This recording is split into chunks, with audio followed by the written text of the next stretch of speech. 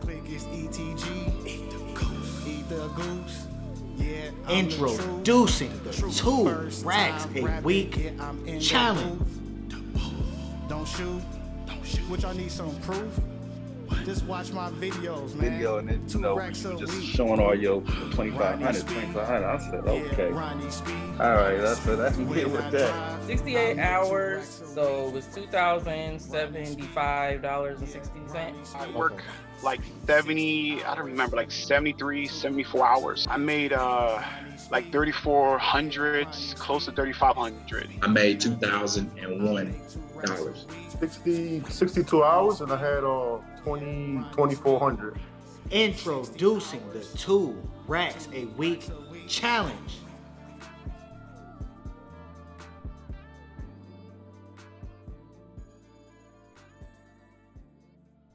Alrighty.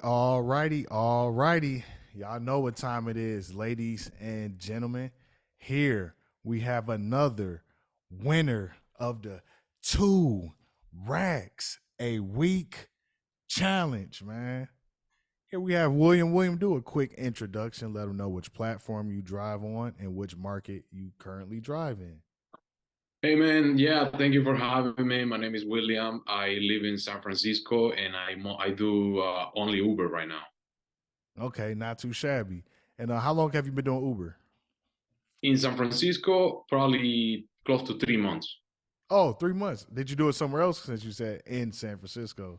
Yeah, I did. I 2 years ago, I was in Miami, and I did Uber in Miami on and off for like a year or two. And before Miami, I lived in New York for like 10 years, and I started doing Uber in 2016. That was the first time I started. Damn, so you did it 3 different markets. Yes, sir. Oh, yes, sir. Shit. Okay. Damn. That's pretty cool, man. So, what brought you to San Francisco, and what made you sign up to do rideshare? Well, San Francisco, my family, right? My sister lives here. She got married. She has a daughter, so I wanted to be closer to them. I've been coming to San Francisco on and off for around 4 to 5 years, like to visit on the holidays. Mm-hmm. So I was like, man, this is very similar to New York. I like it. People are nice. You get the public transportation. So I started to think about moving to San Francisco, and then when I was in Miami, I started saving and putting the plan together to move here. Absolutely, man. And part of the plan was, how'd you get involved with rideshare? Well, it's a long story, man. I'll tell you, like back in 2015, I graduated college probably in 2012, 13 in New York, Brooklyn College. So, but I was also working as a waiter in Soho, New York, nights, right? So, I don't know if you know, but when you're a waiter, you're used to fast cash, making quick money, So I started hearing about Uber in New York, people making a lot of money, they're driving, nice cars, and, the flexibility. And it's all about the flexibility. So that's why there was a guy that used to be work on the restaurant I work, and he started doing Uber, and he started showing me, I'm making $300 a day, $400 a day. So then I was like, man, I started researching everything about Uber. I first thought about buying an SUV to do Uber Black in New York, right? To make a lot of money. But I was like, man, it's a lot of money. It was going to be my first car. So that was kind of hard to swallow getting just an SUV out of the door, at the beginning. Mm-hmm. So I actually started with a Nissan Altima, 2016 Nissan Altima I got. Mm-hmm. Yes, and what year was that? You said 2016?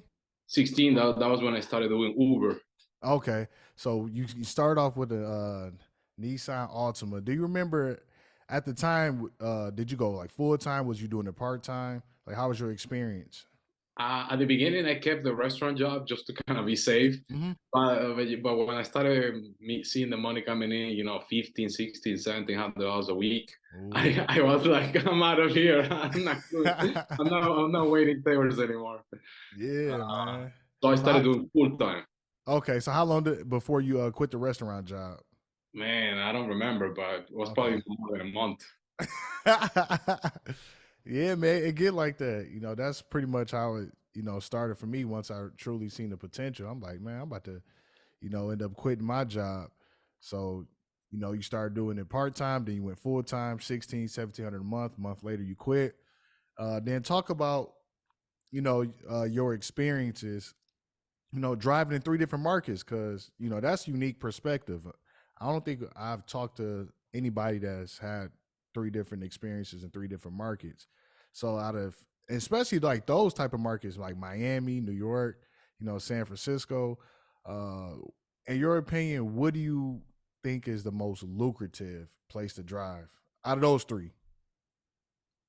You won't believe, man, but I think San Francisco is the most lucrative out of Hmm. all three. Even though you will think New York has a lot of people and it's nonstop, and yes, it is. It's nonstop. You have a lot of people, but there's a lot of things in New York that kind of stop you from making as much money. Mm. Like what? What in particular? For example, in New York City, you need a special insurance and you need a I special did hear license. about that. Hmm. You need a special plate. They have this called taxi and limousine commission. So that usually the insurance for Uber driver is more expensive. That's number one. Then you need the plate, you need the license, and then in New York you have a lot of traffic, so that takes your time. Mm. Then you have there's a lot of police in New York, lots of police, and also the taxi and limousine commission. They have their own police force. So that Oh, means yes, sir. So these guys, they're like driving around undercover cars, and all they do is they're watching out for Uber drivers, taxi drivers. They're just looking for you to give you tickets because their job is to technically put you out of business. okay. Now I see why. I definitely see why, man. And that's I'm glad you said that, because a lot of people gonna be wondering, like, damn, I live in New York. I'm thinking about doing this, or I'm currently doing this, or maybe I want to move to a better market that has more earning potential and other things going on that they can make a living off of. But hearing this, it adds context. So yeah, that's unique, man. And like I always tell people, I think San Francisco is, one of the best markets, probably the best market, because in reality, this where it all started, this where it all began in the first place. So, now we got, the backstory on how you got going and the current market that you in. So before we even get to the numbers, man, how did you find out about the 2 racks a week challenge? I think I found your. I'm not sure. I was probably like a couple months ago. I was about to start doing Uber, and I think I saw your video on YouTube, or if not, it was IG. No, I think it was YouTube. I saw your video, and you know how it is. Nowadays the computer and the IG, they listen to your conversations. So I was probably telling somebody, "Hey, I'm gonna start doing Uber." So then stuff about Uber pop Oh, up on my okay. YouTube. Yeah. That's crazy, man. I know exactly what you mean, because there's times I have conversations like, am I being tracked or something? Like, dang, man. Okay, so then do you remember what particular video was it that inspired you, or what was Ah man, I think something I that think was you were said? saying that you were talking about making $2,000 a week. I was like, what the hell is this guy talking about? $2,000 a week in San Francisco? Because I was thinking, hey, if I can make 1,000 or $1,200 a week, I can pay my bills. But then you say, fuck, $2,000 a week. And I was like, man, if this guy can do it, I can do it.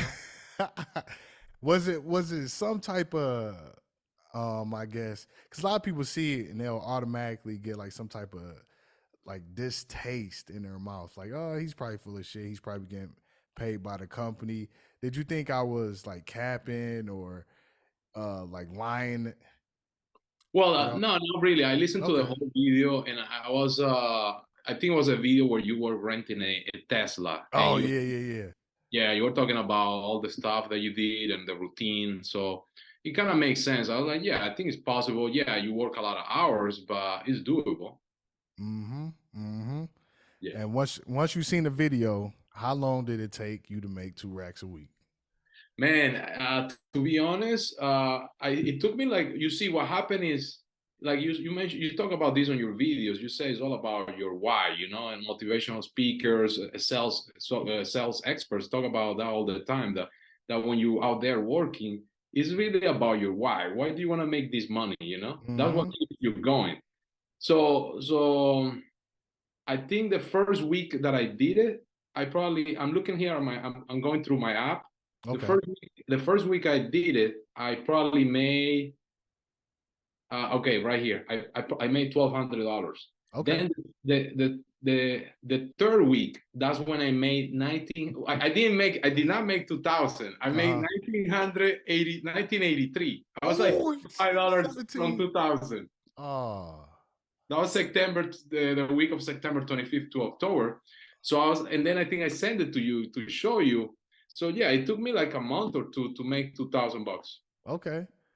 Yeah, not too shabby. So I'm gonna go ahead and show the audience your numbers because they probably definitely they've been waiting for like how much did he make, man? Just get to it, too much talking. So hopefully oh yeah, they should be able to see. Here go right here, bam. Y'all see it, same name.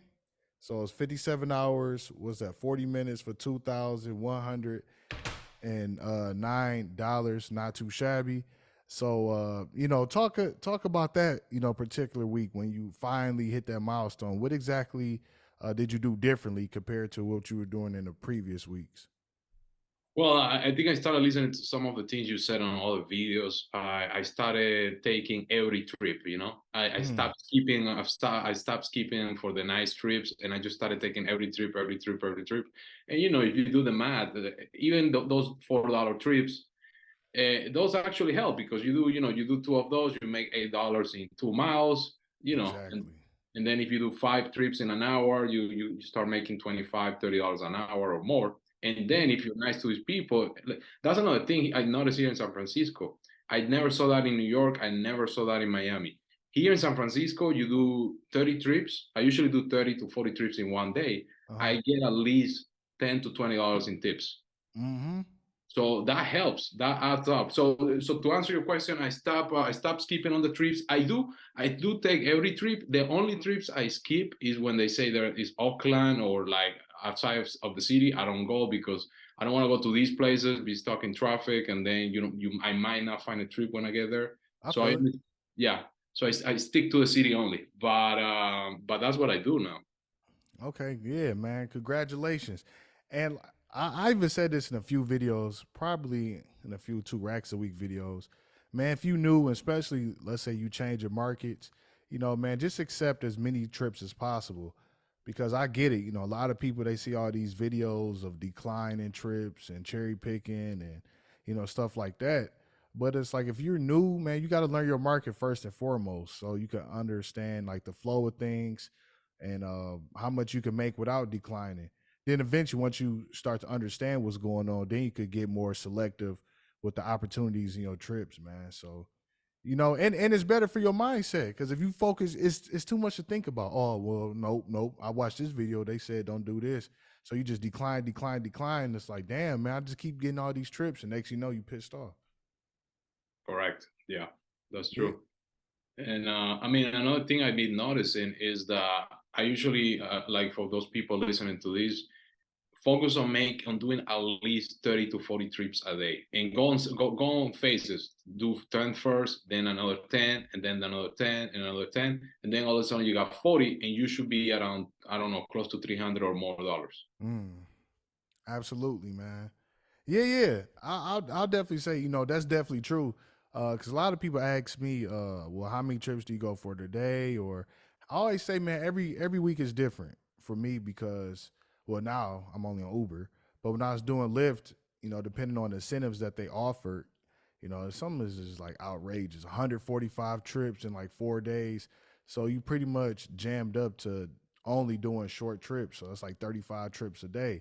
So you have to do like the short ones. But now since I'm back on Uber, I could just should go with the flow. If they going far trip, accept, and I'm driving for time. So I think it all depends on one, what your incentive structure is for that particular day, and two, what exactly do you have going on outside of driving for that particular week. I mean, if you're building a business, maybe you got some meetings, maybe you want to spend extra time to build your business. So you may only want to, stay in a specific area. So every week is, it's different. Absolutely. Correct. Yep. I Yeah. agree. So, So like, how is life out here now? Now you driving, you with your family. I remember you was telling me that you got some other stuff going on behind the scenes. I mean, how are you able to use Uber like to your advantage? Because I think a lot of people they put way too much emphasis on that. It's Uber this, Lyft this, and all they not paying us fairly. But it's like, okay, what else do you have going on? Yeah, I mean, the way I see Uber is just a means to an end. Like basically, this is quick cash, and you have flexibility so that you can go around that second or third business that you're doing, your part time, whatever you're passionate about. So what I do with the money that I'm making, of course, I pay my bills, but then what I do on the side is I help people get what you call business funding. I'm also sometimes talking to the passengers. They start talking about my car, and I say, "Hey, man, yeah, I got enough money down," and then I Yeah. start talking about credit. But basically, yeah, I help people find business funding. You don't need to have a established business, or you don't need business bank statements. All you need is 700 credit score, and we can help you get 50 to $200,000 of business funding with zero APR. Zero APR Mm. means you don't pay interest for the first year, and no money, no out of pocket costs at the beginning for us to help you. Usually, we charge you once you get the money. That's when you Mm. pay. Yeah, man, that's a beautiful thing, man. And how long have you been doing this? I'll say for close to a year. Okay. I've been doing this. Yeah. I mean, it's easy. It's good because you can use that money to go buy an Airbnb to invest on your business. We also have other things too. We offer Amazon stores, Walmart stores. That way, if you don't know what to do with the money, we can help you put that money to work, and that way you can get some Mm. passive income. Oh, I like that. And like I always say this, man. Have something else. Have something that you building outside of driving because driving isn't forever.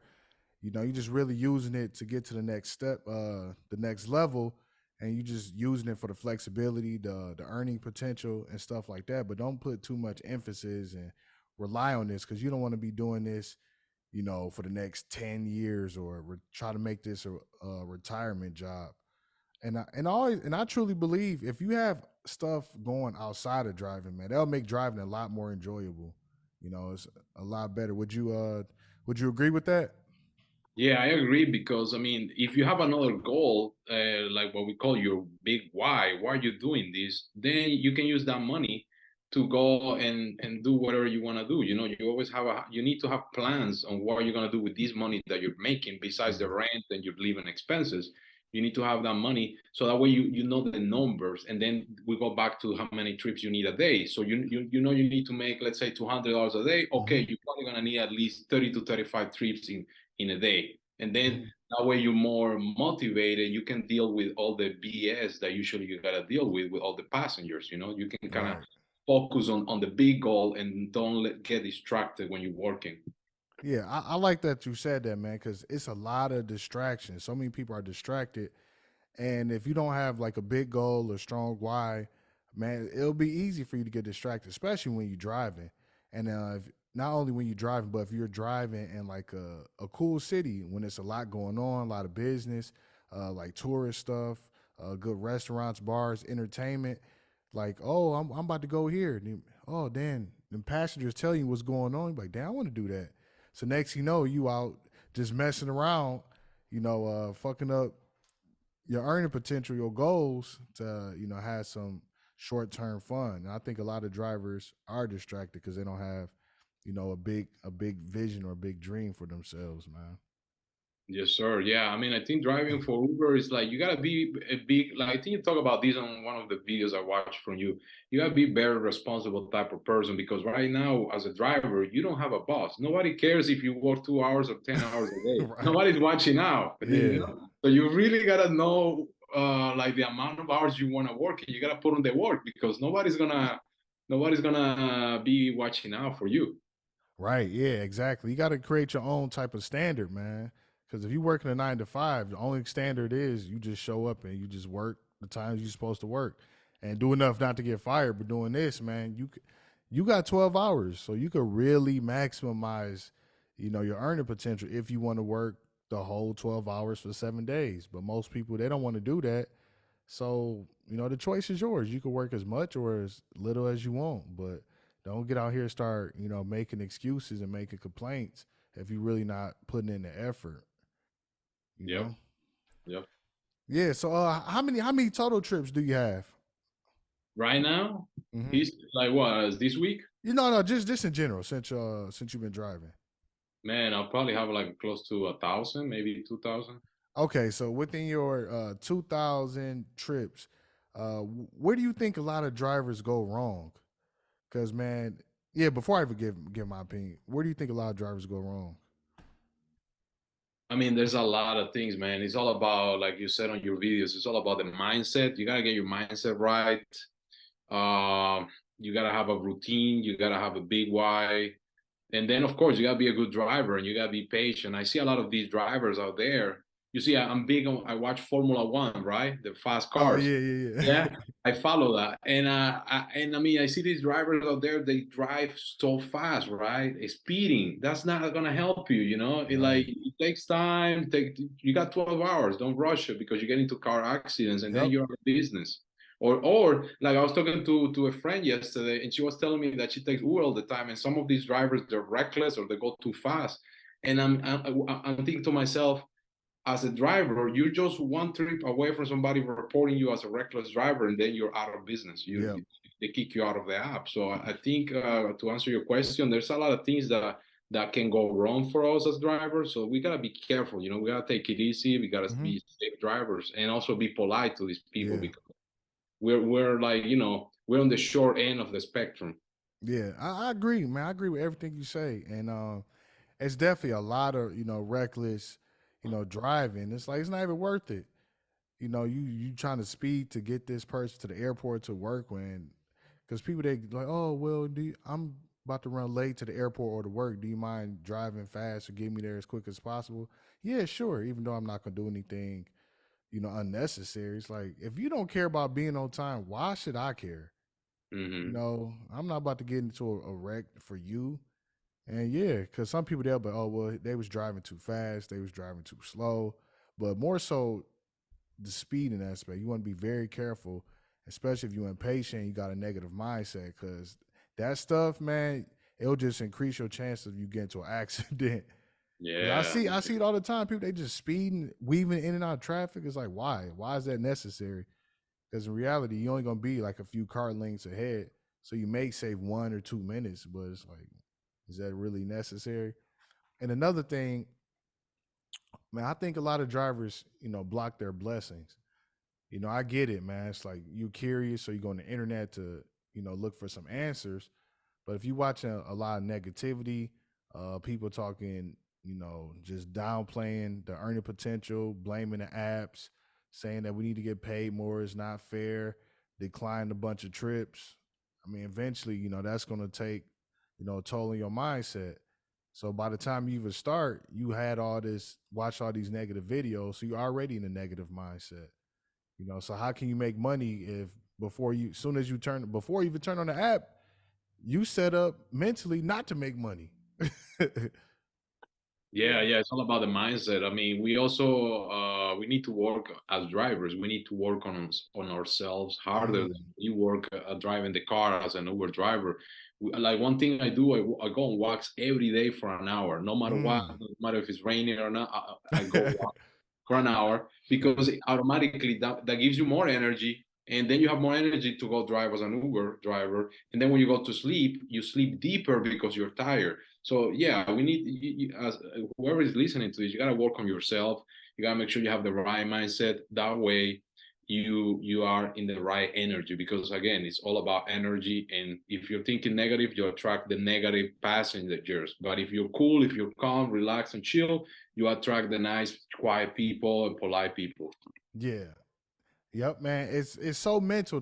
It's so mental because the theory is easy. Oh, I could drive.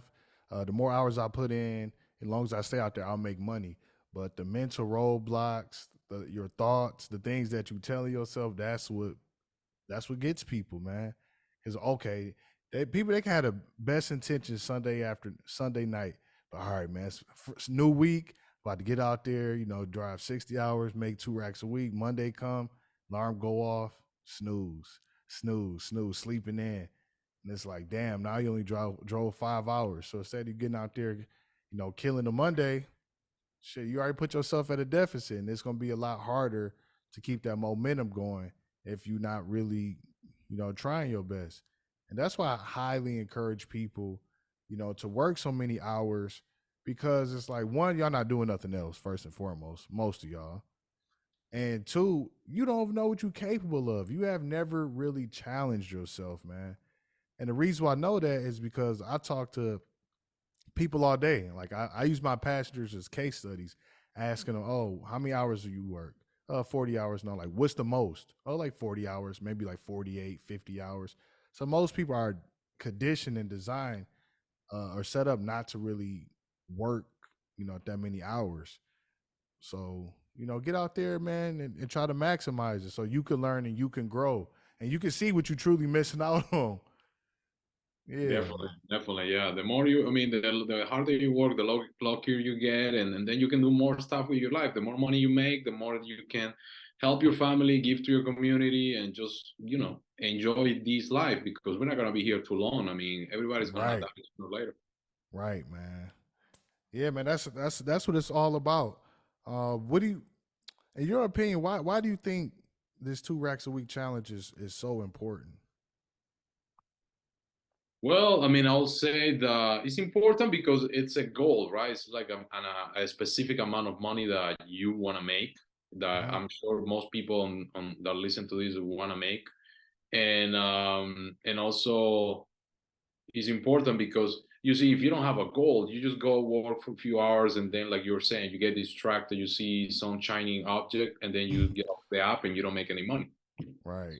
That's why it's important to have a goal. I Yep. don't know. I don't know. Go online, go on Amazon and see, find something new that you want to buy or a trip. That way you kind of have that why to work for. Yeah, man. You definitely have to have meaningful goals. Don't just have like dumb stuff like, I want to buy a pair of shoes or whatever, man. Have something like start thinking long term.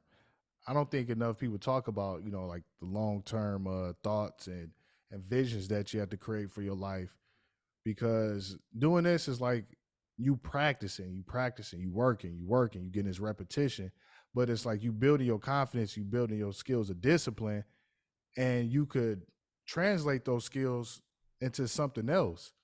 That's the most, valuable thing in my opinion about, doing a service like this is, just constantly improving, like getting better, not giving up.